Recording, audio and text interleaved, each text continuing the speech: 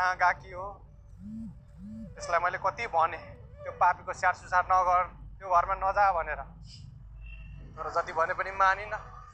बेचरी सोझी र इमान्दार घुम्टी एक्कासी हराउनु र लामो समयसम्म कुनै पत्तो नलाग्नुले उनी निकै ठूलो समस्यामा परेको संकेत देखिन्छ।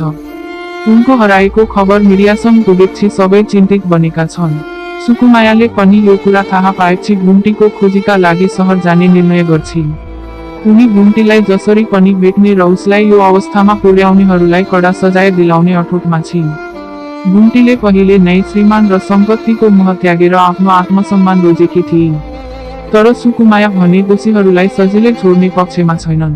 उनी प्रमाणसहित कानुनी कदम चालेर घुम्टीलाई न्याय दिलाउने तयारीमा छिन्। घुम्टीलाई कसैले अपहरण गर्यो वा उनी आफै हराइन् भन्ने कुरा अझै स्पष्ट छैन, तर सुकुमाया सत्य पत्ता लगाउन दृढ छिन्। यसबीच घुम्टी गम्भीर अवस्थामा अस्पतालमा जीवन र मृत्युसँग सङ्घर्ष गरिरहेकी हुन्छन्। उनलाई बेहोस अवस्थामा कसैले अस्पताल पुर्याएको भए पनि परिवारलाई यसको कुनै जानकारी छैन। उता भूपेन्द्र र उनको परिवार भने घुम्टी हराउँदा पनि चिन्ता भन्दा बढी आरोप लगाउने र खुसी देखिने व्यवहार गरिरहेका छन्। भूपेन्द्रले घुम्टीको माया र त्याग बिर्सेर उल्टै उसैलाई दोष दिनु उनको निष्ठुर स्वभाव देखाउँछ।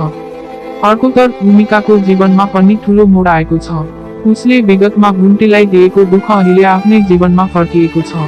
श्रीमान र परिवारबाट अपमान, पीडा र तनाव भोग्दै गर्दा उसले आफ्ना गल्तीहरू सम्झन थालेकी छिन्। उसलाई अब बुझेको छ कि कर्मको फल अवश्य फर्किन्छ, तर अझै पनि उसको जीवन सहज भएको छैन। सङ्ग्रहमा घुम्टीको खोजी जारी छ र सुकुमायाको प्रवेशसँगै कथा अझ रोचक मोडमा पुगेको छ। अब सुकुमायाले सत्य बाहिर ल्याएर घुम्टीलाई न्याय दिलाउने सम्भावना बढेको छ। घुम्टीको अवस्था के हुन्छ, दोषी को हुन् र अन्ततः न्याय कसरी मिल्छ भन्ने कुरा आगामी घटनाक्रममा स्पष्ट हुनेछ।